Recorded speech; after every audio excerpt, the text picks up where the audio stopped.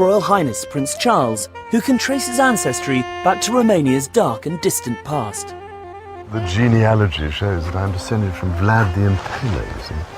So I do have a bit of a stake in the country. As it were. Skinning people alive, forcing mothers to devour their own children.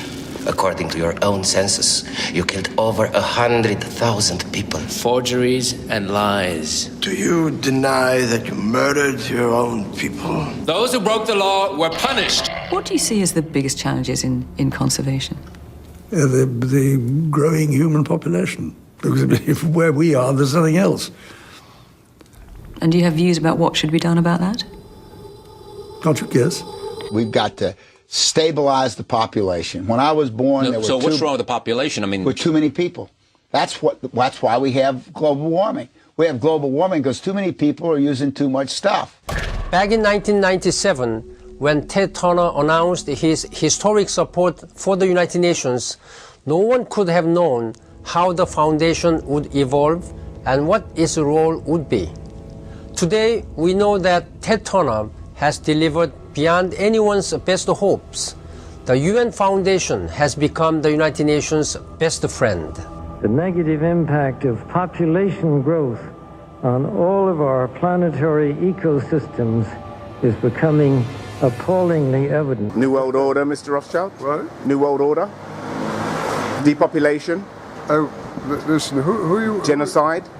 This equation has four factors, a little bit of multiplication. So you've got a thing on the left, CO2, that you want to get to zero. And that's going to be based on the number of people, the services each person's using on average, the energy on average for each service, and the CO2 being put out per unit of energy. So let's look at each one of these and see how we can get this down to zero. Probably one of these numbers is going to have to get pretty near to zero. That's back from high school algebra, but let's take a look. The myth of overpopulation originated in England in 1798, when a vicar named Thomas Malthus, who fancied himself something of a mathematician, saw that food production increased incrementally, but people reproduced exponentially. He sat down and did some simple math, and summarily decided that the world would be out of food by 1890. He blamed reduced mortality rates, and recommended killing off the have-nots of society, lest the haves starve to death. This cry was taken up by Paul Ehrlich of Stanford University in 1968, who claimed that reckless human reproduction had overwhelmed the Earth. Massive famines would result, which would destroy, best-case scenario, 1/5 of humanity by the end of the 70s. And the planet would follow. This fear produced large donations for the newly created UNFPA, which thrives on an imagined crisis that has been both imminent and rescheduled again and again over the past 2 centuries. The truth of the matter is that every family on this planet could have a house, with a yard, and all live together on a landmass the size of Texas, which is really just a small corner of the planet.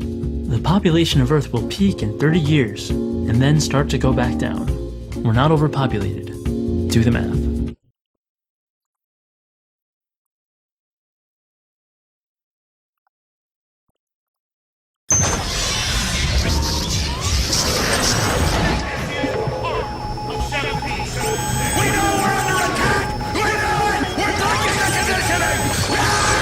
The globalists have controlled the mainstream media for a long time, but now they're expanding and making the weaponization even more vicious and deceptive. All the major networks are state-run. We are partnering this year with the NFL. The NFL has become a political weapon against the Second Amendment and pushes Obamacare. MSNBC tells us that our children belong to the state. We have to break through our kind of private idea that kids belong to their parents or kids belong to their families and recognize that kids belong to whole communities. It is more important than ever to realize that we are not the alternative media. We are the true media. The establishment dinosaur press is dying. We are in an information war, and we are losing that war. Join us at InfoWarsNews.com and PrisonPlanet.tv. Members can share their memberships with up to 11 people. By subscribing, you will literally be buying war bonds in the info war to expand our operation in the face of the tyrants. Join us at PrisonPlanet.tv.